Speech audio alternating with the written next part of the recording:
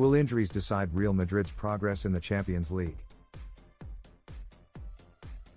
Although tactics and teamwork have featured highly in the discussions about who will play in Real Madrid's Champions League quarter-final game against Liverpool, the talk among the Liverpool support had been about Mohammed Salah coming up against Sergio Ramos once again. But the calf muscle injury sustained in Spain's midweek match against Kosovo has all but ruled Sergio out of both legs of the Champions League quarter-finals, El Clasico, and in all probability, a couple of league matches after that. We all know how injuries can influence a team's performance, but that's never been an excuse used by Zadon. On Merseyside, though, they still hold Real Madrid's captain responsible for the Egyptian striker's shoulder injury in the Kiev final 3 years ago when Real took the trophy for the third successive time.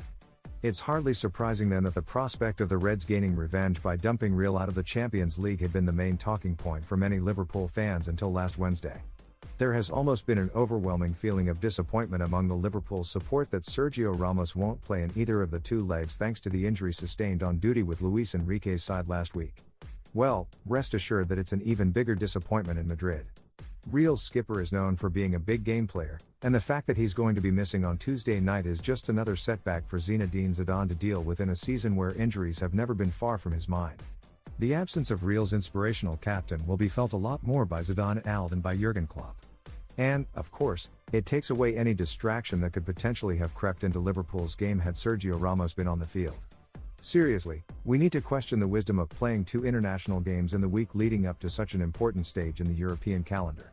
We've known about the Qatari World Cup for years now, so surely it wouldn't have taken an awful lot of forward thinking for the planners to tweak the fixture list to accommodate this. It all adds to the argument that football was rushed back last June without a lot of thought given to the clubs and particularly to the players. Zinedine Zidane alluded to this himself recently when asked about Real's injuries, stating that there was no preseason and that the games were coming thick and fast. It's an undisputed fact that clubs were asked, or rather told, to play on through the pandemic. Now the effects are becoming obvious for all to see. Ever the optimist, Zadon was still hopeful after the Eibar game on Saturday that there was a chance of Eden Hazard and Fede Valverde being in contention for the forthcoming games against Liverpool and Barca. Without committing himself to giving a definitive answer about either player, the coach simply said that he would assess Real's squad in the lead-up to the Champions League game on Tuesday and that he would make a decision on the fitness of both players nearer the time. Whether this was an answer designed to appease the media or not I don't know, but at least it deflected the usual questions about Eden Hazard's fitness. It's a no-win situation for Zidane when it comes to talking about the Belgian attacker. If the coach includes him in the squad then he's bringing him back too early. If he doesn't, then in the eyes of the media it's just a case of Eden Hazard being injured yet again. At that stage, the usual criticisms will inevitably be rolled out about Sanitas, the training methods, and the fitness regime.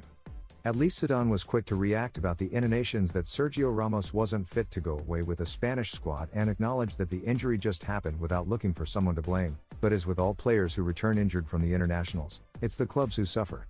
In all honesty, I don't think I will be the only one for won't be expecting to see Eden Hazard in Real's squad for either the Liverpool game or the Clasico that follows. Muscular injuries are simple to address in theory but not so easy in practice, and it's probably too early to expect Eden, or Fede, to turn out this week. As always, though, we'll have to wait and see.